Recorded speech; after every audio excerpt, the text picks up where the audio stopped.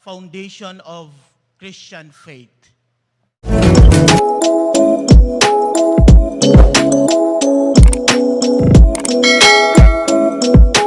Kung wala ang resurrection, mga igsoon, the Bible says, kining tanan nga atong ginahimo, kanang imong pagsimba, kanang imong pag-alagad sa Ginoo kada Domingo mo adto kag simbahan, kanang imong gipanghatag para sa buluhaton sa Ginoo, kanang imong pagsangyaw, it's all in vain kung wala si Jesus Christ na banhaw.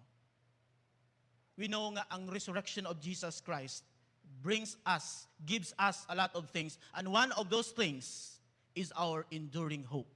Nga bisan sa atong kinabuhi ning kalibutan na maka-experience kitag mga kalisdanan, grabe nga mga pagsuway, grabe nga mga problema,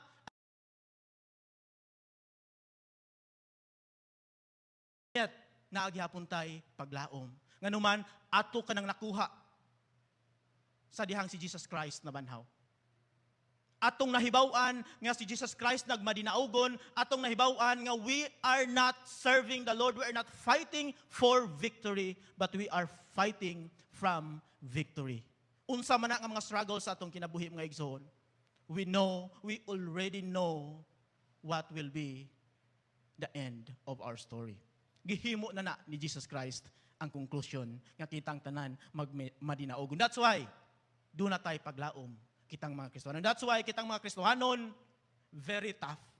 That's why kitang mga Kristohanon dili dali nga muundang, dili dali nga ma-discourage, dili dali nga mo give up sa atong pag-alagad sa Ginoo. That it would never happen to a Messiah nga i-crucify. That's why Friday, Saturday, not until Sunday nga nausab ang ilang mga panghuna-una, nausab ang ilahang mga balatian sa dihang nahibaw-an nila nga si Jesus Christ na banhaw. When you know that Jesus is alive, you will never be hopeless because Jesus' resurrection gives us enduring hope.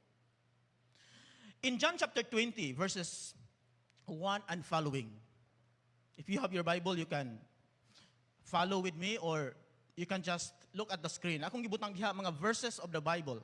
Okay? From verses 1 to 10, it's about hopelessness after Jesus' death.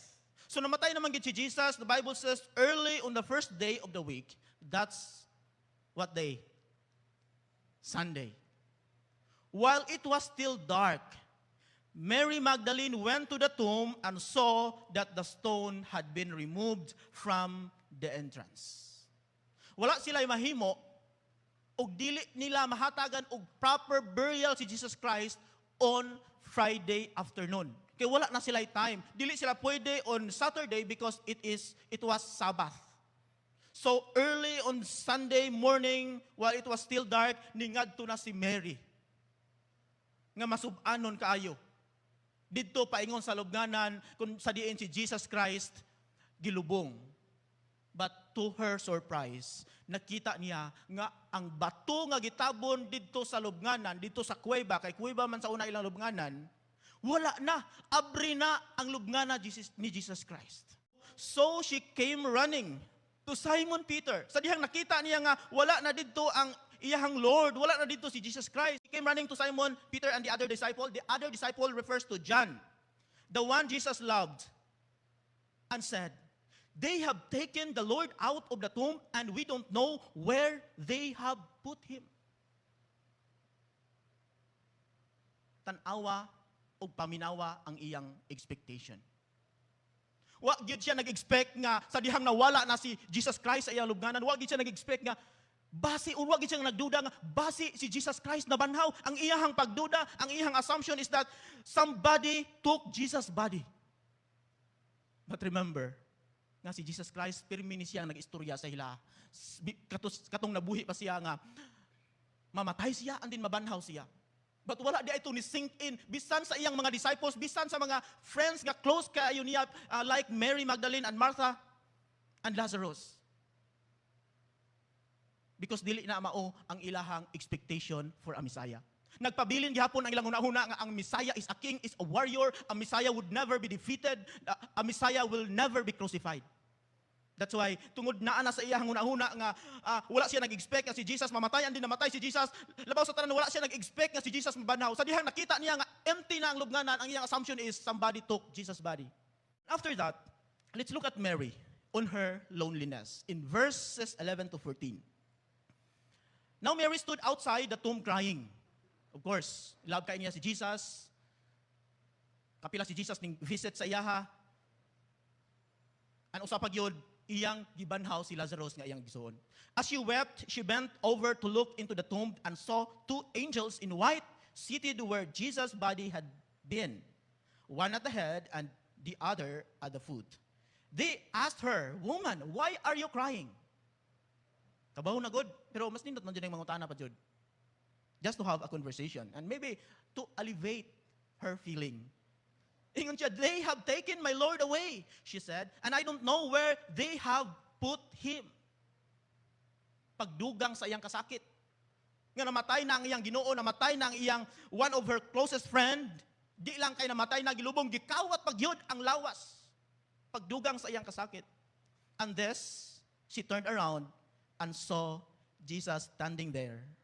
But she did not realize that it was Jesus. Naara di ay dito ang iyang gipangita. Pero why do you think wala jud niya na-realize? Remember, close kayo niya si Jesus. Kabaw ka kung close kayo nimo ang tao, bisan magmas pa na siya, bisan magtalikod pa na siya, mailhan na nimo. But nga naman si Mary, wala niya nailhan si Jesus by the time sa iyang kasubanan, sa iyang kaguol, sa iyang pagbangutan, sa nahitabo ni Jesus, nga naman nga wala siya nakaibaw, wala siya nakaila si Jesus, nga naari di ay didto sa iyang kiliran. Maybe tungod sa iyang despair, tungod sa kasakit, tungod sa kaguol, tungod sa hopelessness and loneliness kayang gibati that time. And of course, tungod usab sa iyang expectation. Just like the other disciples. Wa man gid siya nag-expect nga makita niya ang buhi nga lawas ni Jesus Christ. Ang iyang gi-expect nga kuno galing makita niya si Jesus Christ, kung gikuha man kini, kung kinsa may nagkuha wala ta nasayod, iyang expectation nga si Jesus Christ was still lying on anywhere. Wala siya nag-expect nga Jesus is already or would already be standing and talking to her. Then after that, in verse number 15, Jesus asked her, "Woman, why are you crying? Who is it you are looking for?" Now, karon, wa pagit niya na-recognize ang voice ni Jesus. Then, thinking he was the gardener, she said, "Sir, if you have carried him away, tell me where you have put him, and I will get him." But in verse number 16, ingon si Jesus, "Mary." And then Mary recognized that it was Jesus. Just by calling her name. Itawag ni Jesus ang nga ni Mary, na-recognize niya si Jesus. Og nalipay siya pag-ayo. In verse number 14. Okay? So mato siya. In verse number 15, diri na nagsugod igsuon. Balik ang paglaom nga nawa sa iya. Nga naman nasayod siya nga si Jesus Christ na banhaw. In verse number 15, he asked her, diri na ta sa verse number 17, sorry. 16, continuation. She turned toward him and cried out in Aramaic, "Rabboni," or Rabboni, which means teacher. Itong Friday, ningon si Kuya Manuel nga, kung hapit na daw mamatay ang tao, may istorya na siya sa iyahang kanang first language. Kanya nasayod sa ta nga, kung ang tao ma-surprise, ang tao makuratan, mo istorya po na sa iyahang first language. So mao siguro nga, ang iyahang pagkakita ni Jesus, nang istorya sa iyahang first language, nga Rabboni. Nya, ang makistuhanon gani usahay, or ang mga katawhan, kung makuratan, first language sila ilahang maistorya, pero dili man maayo nga first language. Murag pamalikas man. Okay? Pero din hiya to makita nga na-surprise jud kaayo si Mary. Unya, in verse number 17, Jesus said, "Do not hold on to me, for I have not yet ascended to the Father. Go instead to my brothers and tell them, I am ascending to my Father and your Father, to my God and your God." In verse number 18, makita na itong mga igsuon, the change of tone in her life. Ingon si Mary. Mary Magdalene went to the disciples with the news, "I have seen the Lord."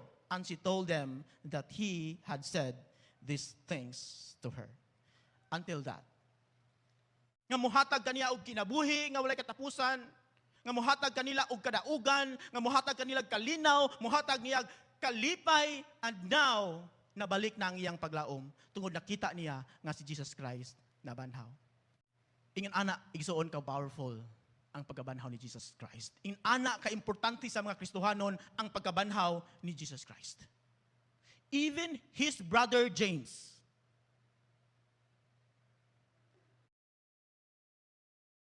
ang iyang brother nga si James and all his kanang younger brothers and sisters did not believe Jesus Christ while he was still alive or before his resurrection. Imagine ha, imuha ng igsuon, imuha ng mga igsuon jud nga nakailan nimo, wala nito ni Jesus Christ not until the resurrection.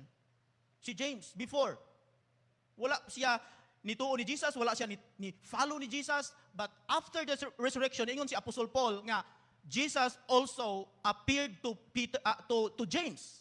Iso ni James. Unsa may gihimo? He became a leader in the church of Jerusalem, and then scholars believe that he was stoned to death. Not only James, but many disciples died for martyrdom, for preaching that Jesus is alive, for preaching resurrection. But because they are convinced that resurrection is true, it really happened, wala sila nag-give up, even to the point of death. So sa atong kinabuhi, mga igsoon, of course, usahay, maabot nato ang mga hopelessness, maabot nato ang mga discouragement. But, when we look back or think again that the Lord that we are serving is alive, we will never be hopeless again just thinking about it. But what if Jesus did not rise from the dead? Unsa may mahitabo ka sa atong kinabuhi as Christians? Last mga verses nga akong ihatag sa inyo this morning, and then we will end. 1 Corinthians chapter 15, verses 14 to 19. This is very powerful for us. If you are wondering, unsa kay may tabo nato no kung si Jesus Christ namatay lang, unya wala na banhaw? Ingon si Apostle Paul, and if Christ has not been raised, our preaching is useless. My preaching is useless, and so with your listening. And so is your faith. Kanang imong pagtuo. Nga moadto kag langit kanang imong pagtuo nga save na ka, kanang imong pagtuo nga do na kay relationship with the Lord. Wa gihapon nay nada, wa gihapon nay gamit. It's useless. In verse number 15, more than that, we are then found to be false witnesses about God. We are liars. For we have testified about God that He raised Christ from the dead, but He did not raise Him if in fact the dead are not raised. In verse number 16, for if the dead are not raised, then Christ has not been raised either. And if Christ has not been raised, your faith is futile or pointless. Or way kapaingnan. Nganuman, if ingan ana, you are still in your sins. Then those also who have fallen asleep in Christ are lost. Katong nangamatay na nga mga Kristohanon nga nituo ni Jesus Christ, wala to sila paglaom. They are lost. Nganuman, wala man nabanhaw si Jesus. Kung wala nabanhaw si Jesus Christ, and then kitang tanan usab mga matay na kalibutan na wala po tayo pagkabanhaw, then it's all for nothing. In verse number 19, if only for this life we have hope in Christ, we are of all people most to be pitied. Makaluluoy ka ita. But because Jesus is alive, but because Jesus resurrected from the dead, brothers and sisters in the Lord, we are of all people most to be envied. Salamat.